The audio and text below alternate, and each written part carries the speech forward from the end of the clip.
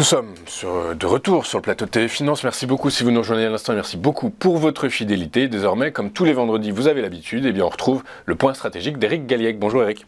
Bonjour Louis-Antoine. Bonjour Éric, merci d'être avec nous ce matin. Vous êtes président de Valcon Expertise et toutes les semaines vous dressez pour nous le bilan de la semaine écoulée à travers la sélection d'actualités macro, micro, monétaires, financières, économiques qui ont impacté les marchés actions. Du coup, avant de faire le tour de cette actualité, quel est le bilan de la semaine ?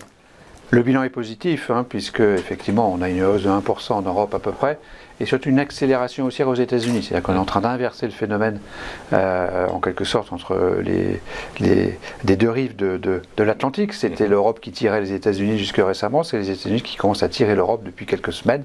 On le voit très clairement cette semaine, avec un euro qui progresse aussi, en raison donc des décisions monétaires de cette semaine. Ouais, et on va commencer par votre actualité, par justement cette décision de politique monétaire de la Banque Centrale Européenne, qui, comme on l'escomptait, a relevé ses taux directeurs de 25 points de base. C'était convenu, c'était attendu. C'était convenu et c'est la 8e fois que la BCE augmente ses taux.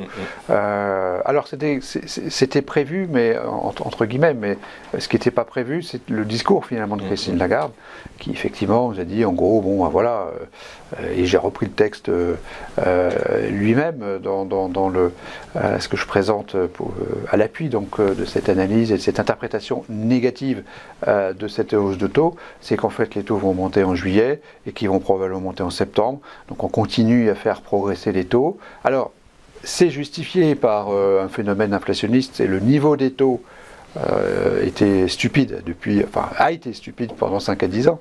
Il redevient quand normal. ils étaient négatifs, c'est ce que vous voulez dire. Oui, il redevient normal, en quelque sorte, à quelque chose comme 3%, je parle des taux de marché. Et si l'inflation reste au niveau actuel, c'est-à-dire entre 3 et 5% et finalement 4%, ça signifie qu'ils doivent encore progresser, les taux. Oui, et puis les taux d'intérêt réels, en fait, vous voulez dire, sont négatifs encore. Ils sont négatifs, et finalement, on pourrait envisager une poursuite de la hausse des taux, ce qui, dans un contexte économique de fort ralentissement, je le répète, 0,6% de croissance seulement anticipée pour la France en 2023 d'après l'INSEE, constitue finalement le début peut-être de ce qu'on n'aime pas du tout sur les marchés, c'est-à-dire une politique monétaire qui n'est pas homogène, qui n'est pas en ligne avec la conjoncture économique. On a une économie qui est en train de s'éteindre, entre guillemets, et les taux continuent de monter.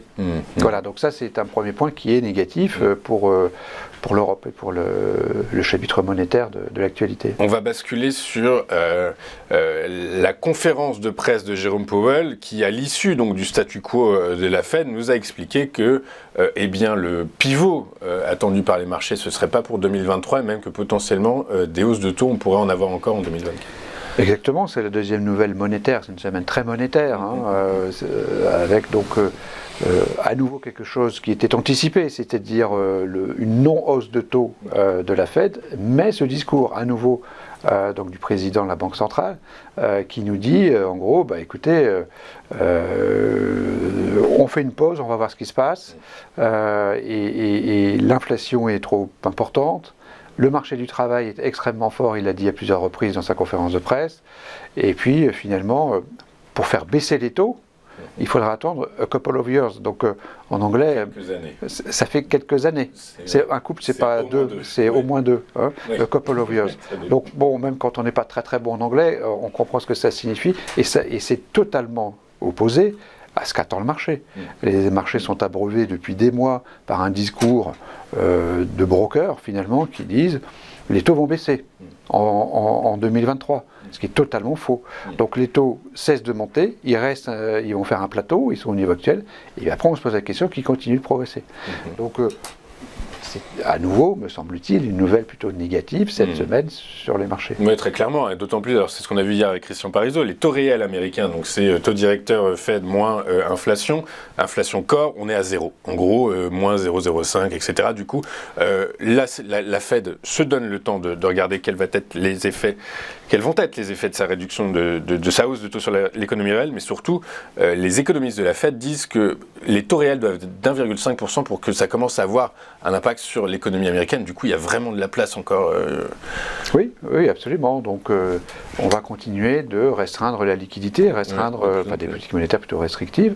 Alors, toute la question pour le scénario de marché, c'est de savoir si ce phénomène de flux négatif va finir par grignoter et compenser le stock de monnaie qui est considérable. C'est ça la question. Dans la sphère financière, comme on a dans la sphère réelle la même question par rapport à l'épargne qui a été stockée pendant la période Covid et son usage pour la consommation qui a aidé le cycle économique en 22 et jusque maintenant. Très clair, ok. On va donc effectivement, vous nous dites une semaine monétaire. Il y a la Banque du Japon ce matin, mais c'était la Banque centrale de Chine cette semaine qui a, à contre-courant de tout le monde, baissé ses taux directeurs. Et oui, la Chine rencontre des difficultés économiques et financières qui sont importantes. Le taux de chômage des jeunes est supérieur au taux de chômage italien en Chine. Sur la fenêtre 16-24 ans, le taux de chômage est supérieur à 20% en Chine. Donc c'est un problème majeur pour le parti, pour le système en place. Et donc effectivement, il faut stimuler la croissance. Alors cette baisse des taux est plutôt positive. On la considère comme un élément positif. Toutes choses égales par ailleurs, puisque c'est bien cet exercice, mais ça montre bien qu'en Chine, c'est compliqué et qu'on va probablement avoir beaucoup d'autres informations, mesures qui vont être prises pour stimuler une économie qui est vraiment... qui va mal, en tout cas, qui est en train de... qui perd complètement son rythme de croissance qui lui est indispensable pour créer de l'emploi pour les jeunes, c'est-à-dire un minimum 7%, donc on en est très loin. Ouais, on en est effectivement très loin. On va finir votre tour d'horizon de l'actualité de cette semaine, alors par une bonne nouvelle, c'est le marché de la dette hybride, de la dette bancaire hybride qui reprend des couleurs. Alors c'est une bonne nouvelle pour... la sphère financière et donc pour l'actualité financière elle-même, avec donc cette réouverture des marchés de AT1, les fameux COCO, les contingents convertibles. Contingent Convertible Bonds, qui sont pour moi des attrape-nigo, je le dis depuis le début, je veux dire, c'est un truc, d'ailleurs, les porteurs d'AT1 du Crédit Suisse en savent quelque chose, et donc le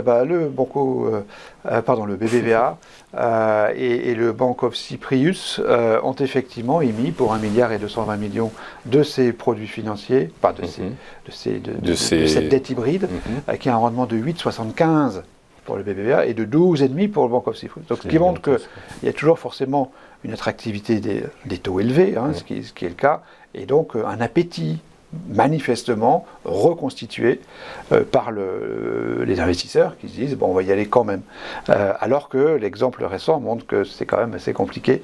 Donc une capacité à rebondir, à repartir dans, je dirais, une forme d'optimisme. Et donc plutôt positif. Est-ce qu'on ne peut pas le voir inversement du coup, puisque donc c'est du high yield si je comprends bien ce type d'obligation. Est-ce que donc on en parle régulièrement avec vous de ces entreprises zombies qui sont déjà archi endettées, avec la hausse des taux longs ne fait que alourdir leur structure bilancielle par la force des choses. Est-ce que finalement c'est pas mauvais signe et les investisseurs ne se trompent pas en disant nous maintenant on va jouer sur les défaillances d'entreprises? C'est carrément une fuite en avant, c'est bien. Depuis plusieurs années. C'est pour ça qu'on peut rester ou être relativement prudent par rapport à ça, ou alors considérer que ça fait partie complètement du paysage et que ça ne va jamais changer, effectivement, que de toute façon, pour éviter une crise systémique majeure, il faudra sauver les uns et les autres, et que on peut continuer à prendre du papier à 2,5, à 8,75, parce que, pourquoi pas. Mais oui, c'est quelque chose, c'est une fuite en avant. C'est une fuite en avant. Ok, très clair. Du coup, en faisant la synthèse, en syncrétisant toutes ces variables, toutes ces infos, on arrive à quelle synthèse? La synthèse est neutre cette semaine, donc un équilibre entre des nouvelles négatives sur le front monétaire, négatives en Europe, négatives aux États-Unis, essentiellement pour le discours des présidents des banques centrales respectives, alors qu'en Chine, on a une mesure, on a bien le sentiment que le gouvernement fera tout pour relancer la croissance, donc c'est plutôt positif, y compris au plan monétaire, et puis cette réouverture du marché des AT1, qui est des produits un peu particuliers, mais qui ont des rendements très élevés, mesuré et que le marché accepte dorénavant, ce qui montre finalement un retour de l'appétit pour le risque, comme disent les anglo-saxons, et en fait une baisse de l'aversion au risque qui est effectivement en ligne avec une progression des cours et des performances des marchés en général. Très clair. Du coup, alors je connais votre réponse. Vous restez évidemment à l'écart des marchés actions. C'est bien ça? Oui. Alors, cette mesure de l'actualité a en fait pour objectif de mettre à jour la perception du risque que nous avons des marchés. Et donc ça reste risqué. C'est une cartographie du risque. Et pour les besoins de l'exercice, il est nécessaire de faire une recommandation. Sinon, donc cette recommandation, par rapport au niveau de risque tel qu'on peut le mesurer et qui dépend de cette interprétation permanente de l'actualité, le niveau de risque reste, de notre point de vue, toujours élevé. Et donc, pour un investisseur standard, lorsque le niveau de risque est très élevé, eh bien, on ne va pas sur les actifs risqués. Et jusqu'à preuve du contraire, les actions sont des actifs risqués. Contrairement à ce qu'on peut entendre ici et là, où on dit que le nouvel actif sans risque, c'est les actions, ce n'est pas vrai. L'actif sans risque reste, de mon point de vue, l'obligataire souverain et évidemment les échéances très courtes sur des dépôts garantis. Donc on reste effectivement à l'écart et donc comme on l'a vu sur votre slide, 5585 points, c'est le point d'entrée selon vous? C'est un point d'entrée qui serait historiquement vraiment extrêmement intéressant. Voilà, c'est sûr. Merci Eric Galiac d'avoir été avec nous ce matin. Vous êtes président de Valcan Expertise et vous nous accompagnez, vous nous expliquez, vous décortiquez pour nous l'effet macro, micro, monétaire, financier et leur impact sur les cours des actions.